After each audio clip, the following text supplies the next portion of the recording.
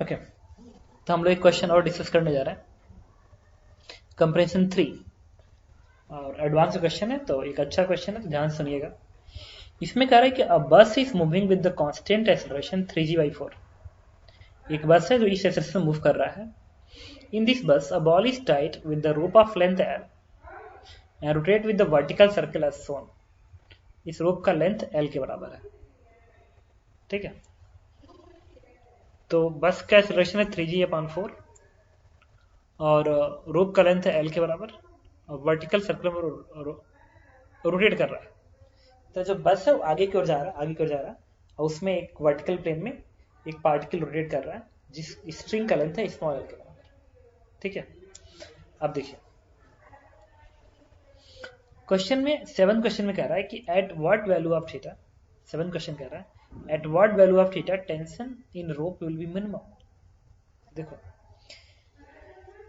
Ground वाले case में क्या होता है, बॉटम पे जब वर्टिकल सर्कुलर मोशन होता है तो ग्राउंड वाले केस में बॉटम पे टेंशन मिनिमम होता है और मैक्सिमम कहाँ होता है, टॉप पे, ठीक है। मैक्सिमम कहाँ होता है, टॉप पे। अब एक सी देखिएगा,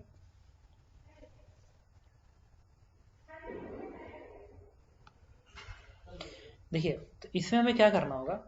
सबसे पहले मुझे ये करना है इस क्वेश्चन में कि ग्राउंड वाला केस था बॉटम पे मिनिमम और टॉप पे मैक्सिमम।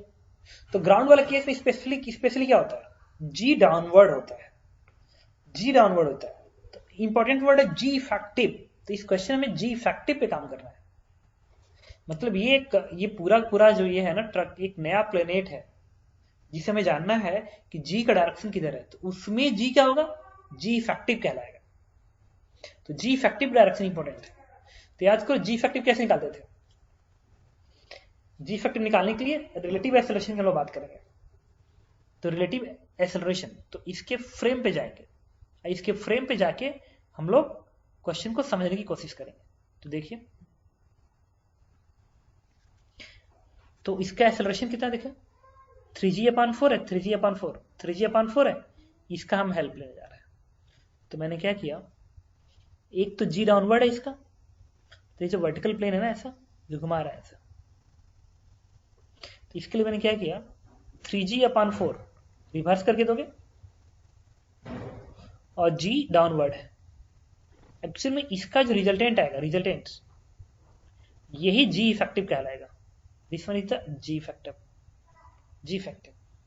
तो ये जो पूरा बोर्ड दिख रहा है ना, पूरा जो बोर्ड दिख रहा है, पूरा जो दिख रहा है ना, ये यहां से लेके यहां तक ये पूरा ट्रक ही है।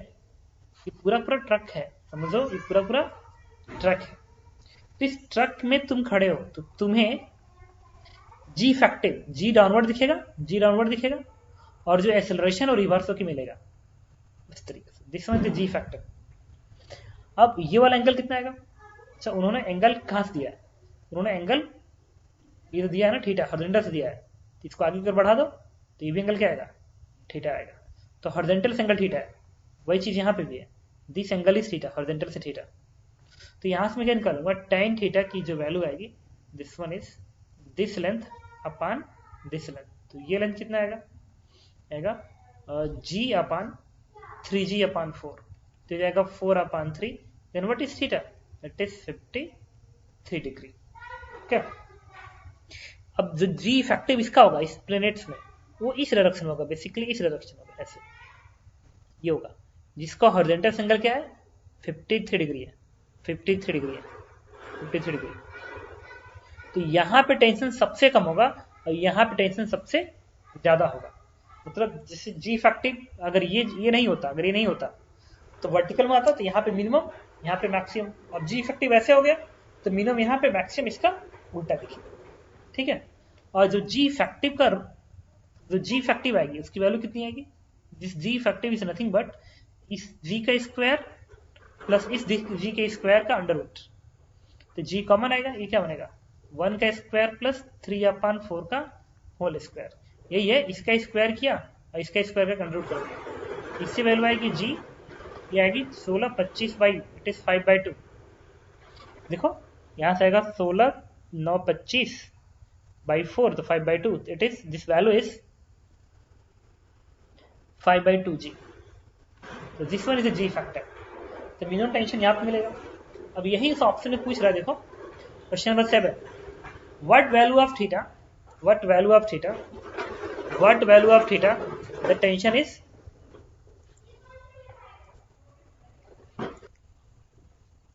क्वेश्चन में कह रहा है कि what value of theta the tension in rope will be minimum, tension in rope will be minimum. तो आंसर इज व्हाट 53 डिग्री। हम लोग 53 डिग्री को मार्क कर देंगे। This one is answer.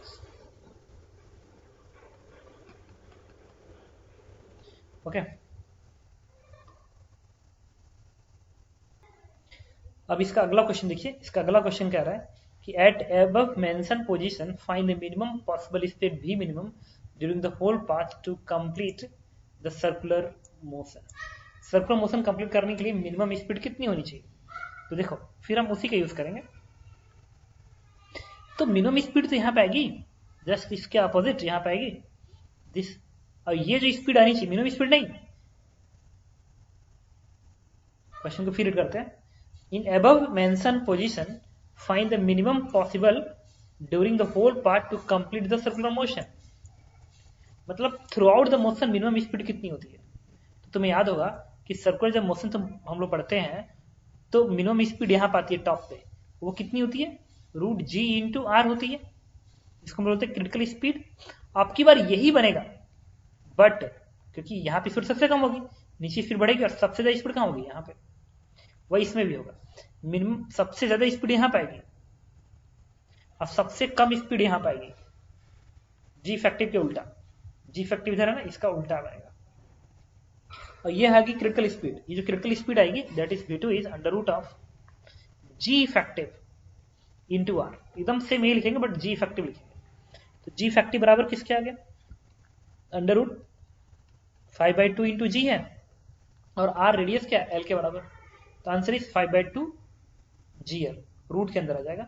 और देखिए ये आपको दिख रहा है,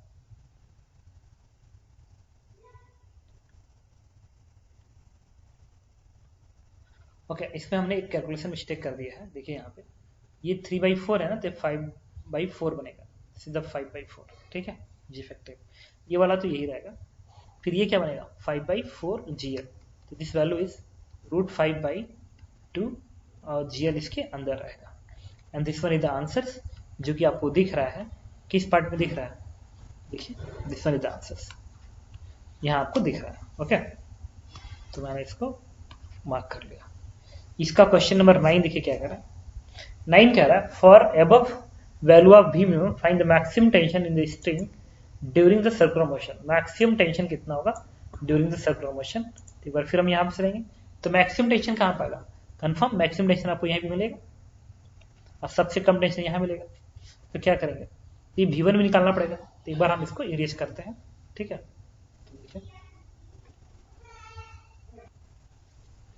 ओके, तो हम यहाँ पे वीडियो बनाएंगे तो टेंशन टी आप ऐसे दिखाओगे, यही मैक्सिमम टेंशन होगा। और m इंटू जी इफेक्टिव ऐसे दिखाओगे, जैसे mg होता है वैसे mg इफेक्टिव बनेगा। इक्वेशन क्या लिखोगे? Toward the centre t minus mg effective बराबर m v1² बाई r की जगह पे l।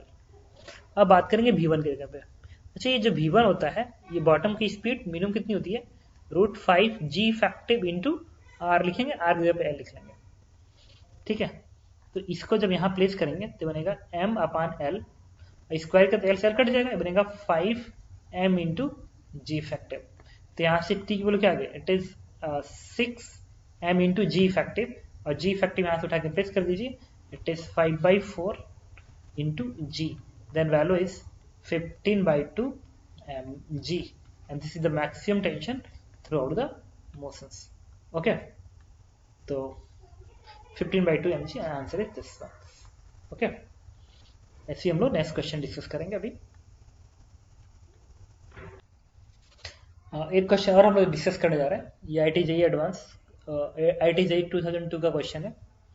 Correct, spherical ball of mass m is kept in highest point on the space between two fixed the smaller a has the radius r, space between two sphere has the width t, the ball has a diameter very slightly less than, देखिए the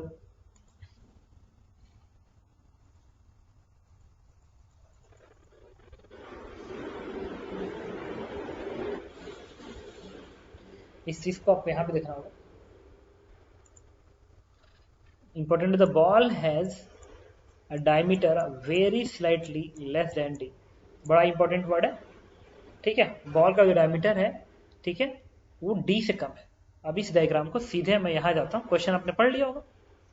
देखिए ये यहाँ पे जो ball का diameter है, ये जो डायमीटर है वो इस डी से थोड़ा सा कम है, स्लाइटली कम है। अब इस बॉल को इस टॉप एंड से हल्का सा पुश करके छोड़ा गया तो बॉल ऐसे भागेगा। अब बॉल को क्या किया गया, यहाँ से स्लाइटली पुश करके छोड़ा गया है तो बॉल ऐसे भागेगा। तो पहले ये इस वाले के ऊपर रहेगा और उसके बाद एक ऐसा एंगल थीटा आएगा जिस समय ये सरफेस छोड़ेगा, फिर इस वाले के ऊपर आ जाएगा, इस वाले के ऊपर आ जाएगा ऐसे, फिर यहाँ तक चलेगा। और जब ये ऐसे जा रहा हो, इसके ऊपर जा रहा होगा तो कंफर्म है इसी के ऊपर चलता रहेगा, क्योंकि नॉर्मल एक्शन हमेशा इंक्रीज करेगा और बॉटम पे सबसे ज्यादा हो जाएगा। तो ये भी थ्योरी में पढ़ा चुका हूँ। जब स्फीयर ऐसा होगा, बॉल ऊपर से जाएगा तो नॉर्मल एक्शन घटेगा और घटते घटते जीरो। कहाँ जीरो होता है, कॉस इनवर्स 2/3 पे जीरो हो जाता है। उसके बाद वो नीचे वाली स्फीयर छोड़ के बाहर वाले स्फीयर को अंदर वाले सर्फेस को ऐसे ठोकर मार रहा होगा, फिर इस पे ऐसे सरक रहा होगा। और जब इस पे सरकेगा तो नीचे को रहेगा तो नॉर्मल एक्शन क्या होगा, इंक्रीज करता जाएगा, इंक्रीज करता जाएगा। तो कह रहा है express normal reaction for the by the express the total normal reaction force as a function of theta. ठीक है, तो कंफर्म है एक जगह पे n जीरो होता है, वो एंगल क्या होता है, cos इनवर्स 2/3 होता है। वो ऑलरेडी पता है आपको। कैसे निकालोगे, यहां से यहां तक आते समय, यहां से यहां तक आते समय एक काम करो ना, n का फंक्शन लिखना है तो लिख ही लो। मान लो ये वाला एंगल थीटा है, अभी वो नीचे वाले स्फीयर पे है तो n तुम ऐसे दिखाओगे, mg तुम ऐसे दिखाओगे, तो भी एंगल क्या आएगा, थीटा। तो क्या दिखाओगे तुम यहाँ पे, टुवर्ड द सेंटर। मैं इसको यहाँ पे लिख लेता हूँ अगले पेज पे। देखिए ये एक्चुअल में एक बड़ा सा डायग्राम में बना लेता हूँ इस तरीके से।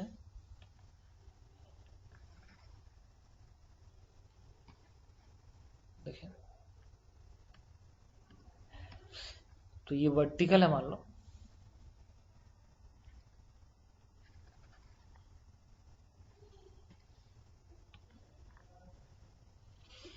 तो ये इसका सेंटर है और किसी टाइम पे मान लो ये इस एंगल पे है, इस एंगल थीटा पे है, तो बॉल आपका यहाँ पे होगा। तो mg आप डाउनवर्ड दिखाओगे, नॉर्मल डायरेक्शन आप ऐसे दिखाओगे, ये वाला एंगल थीटा तो भी थीटा बनेगा। इस वक्त स्पीड आप भी मान लीजिए। तो toward the centre force equation क्या लिखेंगे आप लिखेंगे mg cos theta minus n बराबर mv² by r, radius is r। और यहां से यहां तक आते समय इस v² भी को निकाल सकते हैं। वो कैसे आएगा, वक्रता थ्योरम से। तो कितना, यहां से यहां तक आते समय mg का वर्डन क्या होगा, mg इंटू ये दूरी। तो ये अगर r है तो ये भी r है, तो क्या बनेगा, r cos बनेगा, ये दूरी r cos बनेगा। तो ये दूरी क्या बनेगी, r माइनस r cos। तो r minus r cos theta वर्डन by mg। Normal work करेगा नहीं, change of pendency, it is half mv², initial is 0। तो यहां से mv² की वैल्यू आ जाएगी, this one is 2mg bracket में, r कॉमन निकाल लीजिए तो 1 माइनस cos बनेगा। इसको उठा के आप यहाँ पर रख दीजिए तो r से r कटेगा और ये वैल्यू क्या आ जाएगी, 2mg ब्रैकेट में 1 माइनस cos थीटा। तो यहाँ से n की वैल्यू सिंप्लीफाई कर लेंगे, जो कि आएगा, इसको इधर भेजेंगे और इस 2mg माइनस cos को इधर भेजिए तो बनेगा 3mg cos theta minus mg, इसको गवर्न करेगा। ठीक है, इस n को मैंने इधर भेजा है और इस 2mg को इधर और माइनस 2mg cos थीटा को मैंने इधर भेजा है, तो ये बन गया इतना। अब देखो ये ग्राफ बन गया, लेकिन ये इस सरफेस के ऊपर कब तक रहेगा, जब तक n जीरो ना हो जाए। तो n जीरो कब होगा, इसको चेक कर लिया जाए। एक सेकंड, इक्वेशन में कहीं मिस्टेक हो रहा है ना। मैंने क्या लिखा, mg cos theta minus mv² by r, और ये mg into r minus r cos theta half mv², तो ट्वाइस का टर्म बन गया। सर ट्वाइस का टर्म यहाँ से आ जाएगा, ठीक है, ये ट्वाइस का टर्म बचा रह गया ना, ये ट्वाइस mg का। ओके, तो n जीरो जब होगा, जब n की जगह पे जीरो प्लेस करेंगे, उस समय इस सरफेस को छोड़ के इस सरफेस पे आएगा, जीरो प्लेस करेंगे तो इससे cos, इस जब जीरो प्लेस करेंगे n की जगह पे तो इससे प्रूफ हो क्या आएगा, कॉस रेगुलर 2/3। ये मैं आपको बता रहा था कि कॉस इनवर्स 2/3 पे वो इस कॉन्टेक्ट को छोड़ देगा। इसका मतलब ये है कि अगले पेज में ऐसे लिख सकता हूं कि if cos theta is less than 2/3, रुको,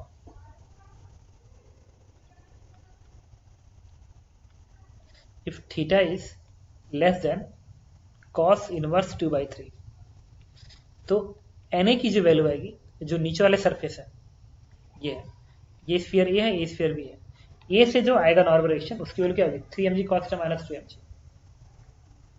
3mg, mg कॉमन निकाल लो, ये क्या बन रहा है 3 cos theta माइनस 2, और nb की वैल्यू क्या आएगी, इट इज 0। क्यों 0 है भाई, इससे तो कांटेक्ट नहीं है ना, सिर्फ इससे कांटेक्ट है, तो यहीं से n आएगा, इससे n नहीं आएगा। इसके बाद बात करते हैं हम लोग अगला केस, इक्वालिटी भी लगा सकते हैं, जब थीटा की value greater than cos inverse 2/3 होगी और पाई से कम एंगल, ये वाला इस तरह से दिखा सकते हैं, 0 से ज्यादा, इससे कम, और थीटा की वैल्यू, इसको थोड़ा सा चेंज कर लेते हैं, थीटा की वैल्यू पाई से कम है और ग्रेटर देन, इक्वलिटी लगाएंगे कोई दिक्कत नहीं आएगी, कंटिन्यूअस फंक्शन बनेगा, ये 2/3 पे, इससे ज्यादा पे क्या होगा, इससे ज्यादा पे कंफर्म है कि अब की बार Na 0 हो जाएगा, क्योंकि अब वो ऊपर वाली स्फीयर को टच करेगा, ऊपर वाली स्फीयर को टच करेगा, ठीक है। तो इसके लिए मैंने क्या किया, एक बार फिर हम लोग इसको इरेज कर देंगे,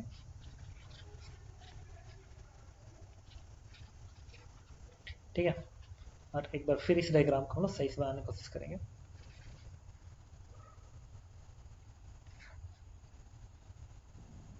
ओके, अब देखिए,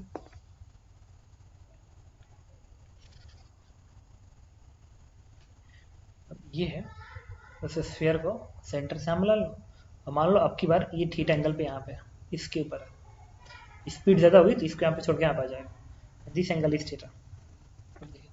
आपकी बार एन आप कैसे दिखाएंगे, ऐसे दिखाएंगे, this is N B, M G आप ऐसे दिखाएंगे, ये वाला एंगल क्या आएगा, अगेन थीटा, तो toward the centre force equation लिखेंगे, toward the centre force equation ये क्या लिखेंगे, N B plus M G cos theta, N B plus M G cos theta, तो ये बनेगा N B plus M G cos theta, एकदम same बनेगा, N B plus M B कर भाई यार, और अब यहां से लेके यहां तक आने का अगर वर्क थ्योरम लगाएंगे तो फिर यही बनेगा, एकदम सेम इक्वेशन बनेगा, इससे वैल्यू सेम आएगी, बट ये जो वैल्यू बनेगी ये हो जाएगा प्लस, ये हो जाएगा माइनस, बस ये फर्क होगा, ठीक है, जब प्लेस करेंगे तो वैल्यू इसमें कल पहुंच जाएगी। ओके, अब इसके बाद ये जो इक्वेशन है एनबी का, वो मैंने यहां लिख दिया, now N B is equal to M G common बनेगा, and this one is 2 minus 3 cos theta का ग्राफ बन जाएगा। तो this is the answer of the first part, ये आपका इस क्वेश्चन का आंसर है, express the total normal reaction force as a function of theta. उसके बाद क्या कह रहा है, denote the magnitude of the normal reaction force on the body by the spheres A and B, case the N A and N B as a function of cos theta. तो हम लोग इस ग्राफ को draw करने जा रहे हैं, ठीक है, तो मैंने क्या किया, इसको ड्रॉ करने के लिए मैंने यहाँ पे कॉस्ट दिखाया और यहाँ पे एन है। अब देखिएगा ये जो ग्राफ है एन ए का, एम जी 3 cos माइनस 2 है, तो 3 cos का ग्राफ है ना, cos थीटा का, अच्छा cos थीटा पे क्या लिखेंगे, एक्स एक्सिस, भाई cos थीटा का ग्राफ है ना, तो cos थीटा इज एक्स, जैसे y वर्सेस x, तो यहाँ पे x लिख देंगे, तो मैंने इसको चेंज किया, यहाँ पे लिखा x, और इसको भी x की ही तरह से रहने दिया, x की तरफ से। तुम कल्पना करके देखो, ये जो भी ग्राफ है ये एक स्ट्रेट लाइन ग्राफ है, क्योंकि n की जगह पे y बन रहा है, इसकी जगह पे y इक्वेशन बनने जा रहा है, क्या y बराबर mx माइनस, इंटरसेप्ट नेगेटिव होगा, स्लोप पॉजिटिव आएगा, इंटरसेप्ट नेगेटिव, स्लोप पॉजिटिव, तो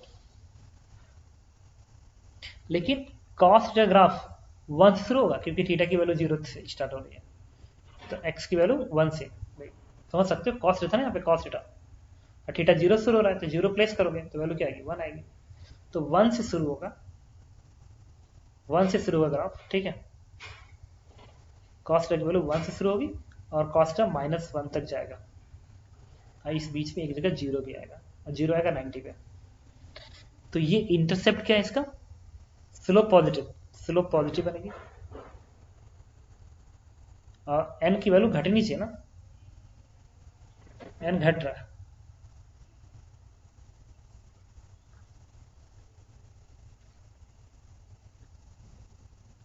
देखिए इसमें हमने एक मिस्टेक किया, ये 1 है तो 0 इधर आएगा, 0 इधर आएगा ना, -1 इधर आएगा ना, कहीं -1 कहीं इधर बनेगा, इक्वल दूरी पे -1। इस बाकी टर्म्स को इरेज कर दीजिए, बाकी टर्म को इरेज कर दीजिए। तो ये जो स्लोप आएगा पॉजिटिव आएगा और कॉस्ट 1 यहाँ शुरू होगा और 0 पे क्या आएगा? कॉस थीटा की वैल्यू जब 0 होगी 2/3 पे ही ये वैल्यू चेंज करेगी। तो ग्राफ इस तरीके से बनेगा, इधर आएगा कहीं, यहाँ तक घटते घटते और यहीं पे घटते घटते एंड वैल्यू क्या आ जाएगी? 0 आ जाएगी ना। तो 0 कहाँ पे आएगी? 1 सेकेंड, एक बार फिर ग्राफ को समझना पड़ेगा। देखिए ये y बार 3x - 2 है तो स्लोप पॉजिटिव रहेगा, इंटरसेप्ट -2 पे जाएगा और x की वैल्यू 0 कहाँ पाएगी? 2/3 पे आएगी। यार x की वैल्यू, y की वैल्यू 0 कहाँ पाएगी? जब 3x - 2 0 होगा, मतलब x 2/3, तो x ही cos थीटा है, x ही तो cos थीटा है, तो 2/3 पे 0 आएगी, मतलब 1 पे ये शुरू होगा इस तरीके से और इसको टच करके यहाँ तक लेके जाएगा। दिस वन इज ठीक है। इसके बाद मैं इसका कलर चेंज कर लेता हूँ। ये तो है। इसके बाद एक बार फिर इसकी वैल्यू बढ़ेगी, -1 तक बढ़ती जाएगी